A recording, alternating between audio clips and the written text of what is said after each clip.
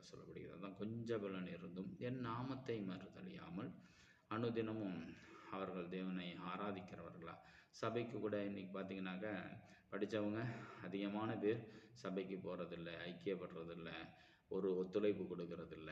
எத்தனையோ பேர் அவர்கள் அவர்கள் படித்த படிப்பினாலும் இருமாப்புகளினாலும் தேவனை தேடாமல் இருக்கிறாங்க. அல்லது தேவனை தேடுவதில் ஒழுங்கும் கிரமமாக தேடுவதும் கிடையாது.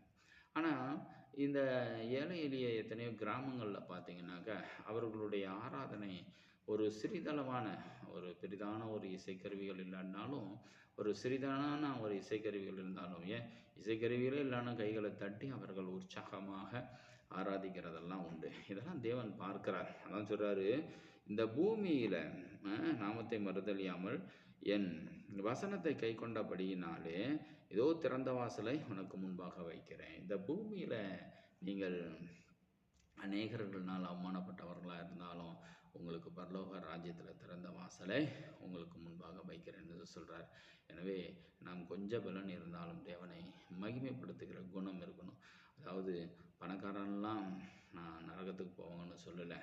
பணக்காரங்களாக இருந்து மேட்டிமை அடையாமல் தேவனுக்கு கனம் பண்ணி தேவ காரியங்களில் சத்தியத்தில் உட்பட்டு ஜீவிப்போம். அவர்களுக்குன்னு ஒரு வேலை கொடுக்கப்பட்டிருக்கும். அந்த வேலையின் பிரகாரமாக அவர்கள் கொடுக்கப்பட்ட அந்த தாளந்தின் பிரகாரமாக தேவனை மகிமைப்படுத்துவார்களானால் நிச்சயமாக அவர்களுக்கும் தேவன் திறந்த வாசலை வைக்கிறார். அதேமாரி ஏழைகளாக இருந்தவங்க எல்லாருமே பரலோகத்துக்கு போவாங்கங்கிறதும் கிடையாது.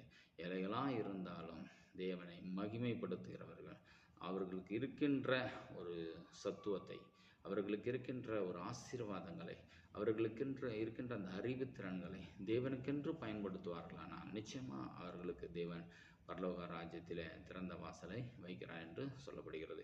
இன்னும் ஒரு